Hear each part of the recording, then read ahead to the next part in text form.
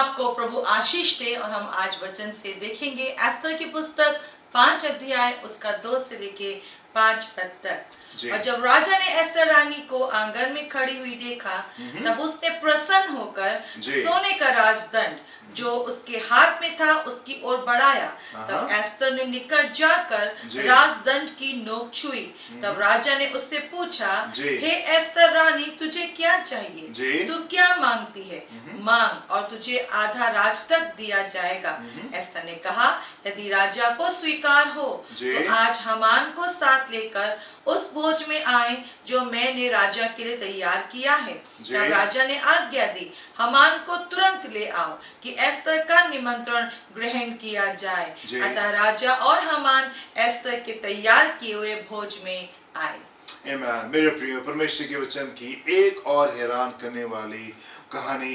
127 प्रांतों के पर राज करने वाला बहुत बड़ा राजा है ये, और इतना महान, इतना बड़ा राजा है कि एक बार इसने अपने ऑफिशियल्स के लिए, अपने कर्मचारियों के लिए, अपने अधिकारियों के लिए इसने पार्टी दी, और वो तकरीबन 6 महीने तक के चलती रही। तो ये बहुत बड़ा राजा है, और इतना बड़ा राजा जो है वो एस्तर से ये कह रहा है 3 पद में। तब राजा ने उससे पूछा, हे एस्तर रानी, तुझे क्या चाहिए? तुझे क्या चाहिए? इतना बड़ा राजा कह रहा है, रानी तुझे क्या चाहिए? तू क्या मांगती है?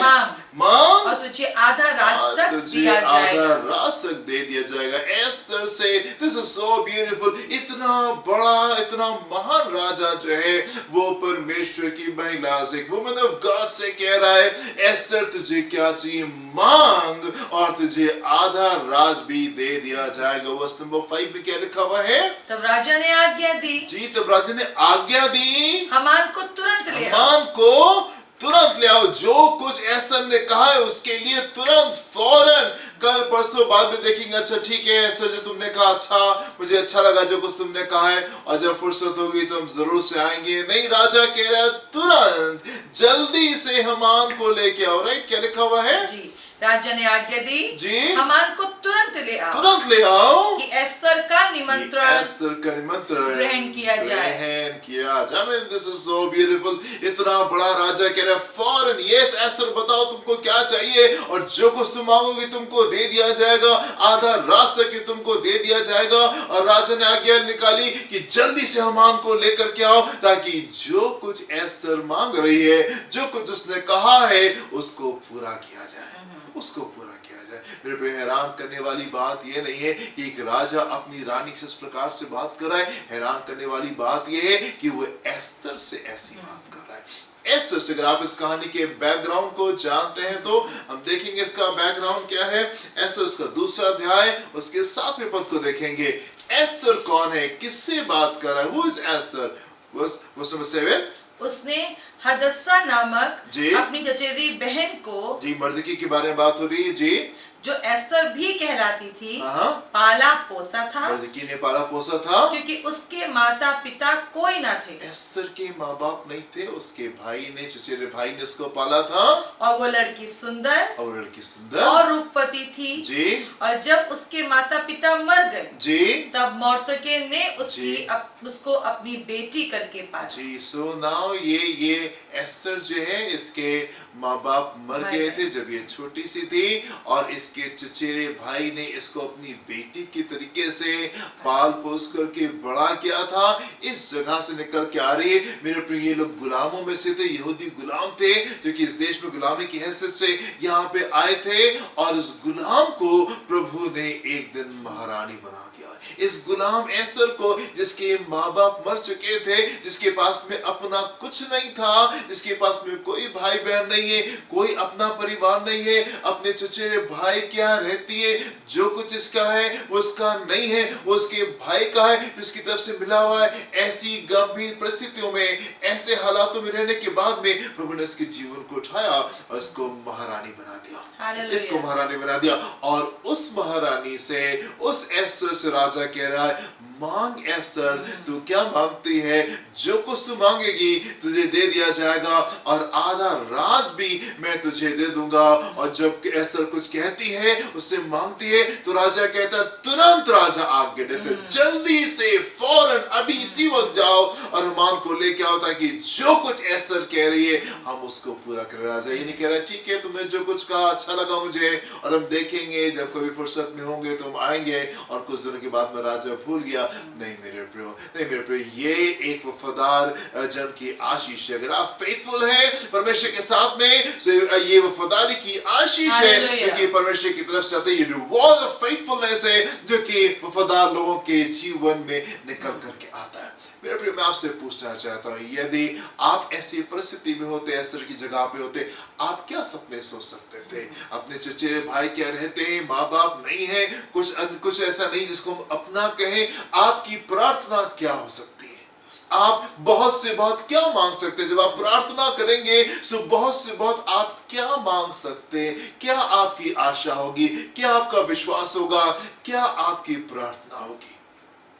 मेरे प्रिय, परमेश्वर एस्थर को उठाते हैं और उठा करके महारानी बना देते हैं। महारानी बना देते हैं क्यों? क्योंकि उसकी वफादारी को परमेश्वर ब्लेस करे, उसकी वफादारी को परमेश्वर ब्लेस करे। एस्थर के जीवन में झांक करके देखे एस्थर का चरित्र कैसा है, एस्थर के जीवन में झांक करके देखे कि उसका आत्मिक स्तर कैसा है। एस्थर की पुस्तक उसका 4वां अध्याय उसके हम 15 से 17 पद को देखेंगे, और यहाँ पे हमको एस्थर का जीवन दिखाई देता है कि किस प्रकार की महिला थी और क्यों परमेश्वर ने इसको उठा करके यहाँ से आगे पहुंचा दिया। Yes, chapter 4 verse number 15 to 17। तब एस्थर ने मोर्दके के पास ये कहला भेजा, तू जाकर शूशन के सब यहूदियों को इकट्ठा कर, तुम सब मिलकर मेरे निमित्त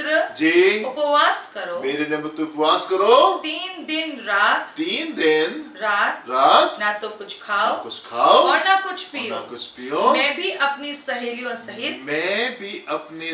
सहित उसी रीति उपवास करूंगी, और ऐसी ही दशा में मैं नियम के विरुद्ध राजा के पास भीतर जाऊंगी, और यदि नष्ट हो गई तो हो गई। तब मोर्दके चला गया और एस्थर की आज्ञा के अनुसार ही उसने किया। नाउ एस्थर क्या कह रही, आप उसके जीवन में झांक के देखें, उसका आत्मिक स्तर कैसा है, उसका जीवन कैसा था। एस्थर कह रही है मोर्दके से कि मैं और मेरी जितनी भी नौकरानियां हैं, सहेलियां हैं, वो 3 दिन तक के ना तो कुछ खाएंगे तो और रात में भी कुछ नहीं खाएंगे। 3 दिन रात और दिन हम उपवास प्रार्थना में ठहरेंगे, और तुम लोग भी उपवास प्रार्थना करो, जितने लोगों को इकट्ठा कर सकते हो सब लोग 3 दिन 3 रात कुछ नहीं खाएंगे, उपवास प्रार्थना में हम लोग रहेंगे, और फिर मैं राजा के पास में जाऊंगी। मेरे प्रभु, ये वो महिला नहीं है जो कि सिर्फ आशा रखती है कि प्रभु वो खूबसूरत दिन कब आएगा जब आप हमारे जीवन में चमत्कार को करेंगे। ये उन लोगों में से नहीं है जिसने विश्वास को रखती है, हाँ प्रभु मुझे पूरा विश्वास है कि आप मेरे लिए कामों को कर देंगे। ये उन महिलाओं में से है जो कि युद्ध को लड़ना जानती है, और ये उपवास रख रही है 3 दिन और 3 रात, कुछ नहीं खा रही है, कुछ नहीं पी रही है। उपवास और प्रार्थना के बाद में ये राजा के समझ जाती है। राजा जो इतनी बड़ी बड़ी बातें कह रहा है, मांग एस्थर मांग, तुझे क्या चाहिए तुझे दे दिया जाएगा, और राज भी मैं तुझे दे दूंगा, और जो कुछ एस्थर कह रही फौरन तुरंत जल्दी से इस काम को करो। राजा क्यों ऐसी बात कर रहा है? क्योंकि इससे पहले कि वो राजा के पास में जाते 3 दिन और 3 रात उपवास प्रार्थना की मेरे प्रियो। ये उन महिलाओं में से नहीं है जो सिर्फ आशा रखती है, ये उन महिलाओं में से नहीं है जो कि सिर्फ विश्वास करती, प्रभु हम आपसे बहुत प्यार करते हैं और हम आप पे बहुत विश्वास करते हैं, आप जरूर से इन कामों को कर देंगे। नहीं मेरे प्रियो, आप इसकी जीवन में झांक के देखें, ये प्रार्थना करने वाली महिला, उपवास रखने वाली महिला है। और मेरे प्रियो, आप इस बात पे देखें कि इसके जीवन में वो काम हो रहा है जिसकी इसने कल्पना भी नहीं की थी, जिसने कभी सोचा भी नहीं था। प्रभु ने ऐसे जीवन को उठा के, ऐसी उपवास और प्रार्थना करने वाली महिला को, ऐसा विश्वास रखने वाली महिला को, और इस हद तक के आगे जाने वाली महिला को कि अगर मैं मर गई तो मैं मर गई, मैं तैयार हूं चीजों के लिए। ऐसी महिला को प्रभु उठाते हैं और उठा के उसको महारानी बना देते हैं।